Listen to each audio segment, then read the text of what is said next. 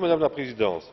Je suis heureux de pouvoir apporter mon soutien à un projet paneuropéen très ambitieux à la fois pour l'Union européenne et pour les pays en développement, visant à mettre un terme à l'élimination de la tuberculose par la vaccination. Rappelons que plus d'1,7 million de personnes sont mortes de la tuberculose en l'an 2009. Le coût en vie humaine est de 4 700 personnes par jour.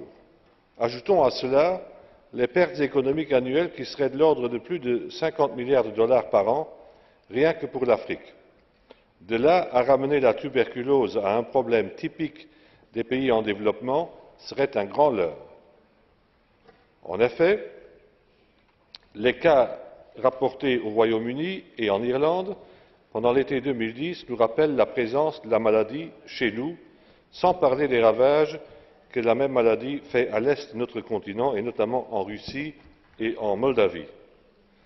L'initiative TBVI est une initiative qui vise à créer des vaccins efficaces en vue de protéger les populations des pays en développement à un prix abordable.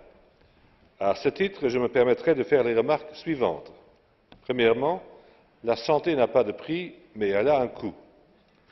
Si l'accès aux soins doit être universel, la capacité de paiement, quant à elle, reste limitée aux pays industrialisés.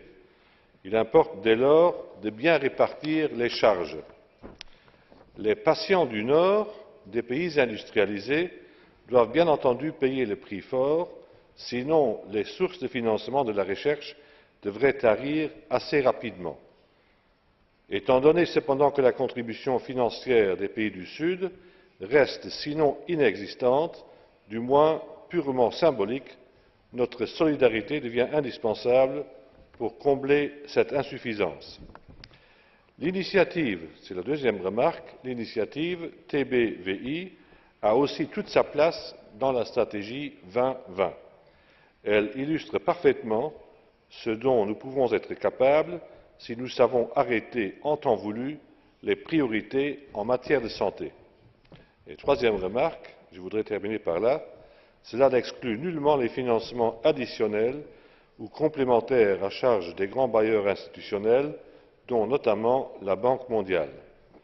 D'autres États, comme par exemple les États-Unis, le Canada ou nombre de pays émergents concernés par le problème de la tuberculose, soit directement au niveau de leur population, soit indirectement au titre de la solidarité internationale, devraient en toute logique apporter aussi leur contribution à ladite initiative.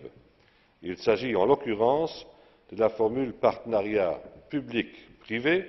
Cette nouvelle approche peut être salutaire à condition de limiter la solidarité à ceux qui ont à la fois des besoins médicaux et financiers. L'alternative consisterait à ne protéger que les populations solvables. Merci.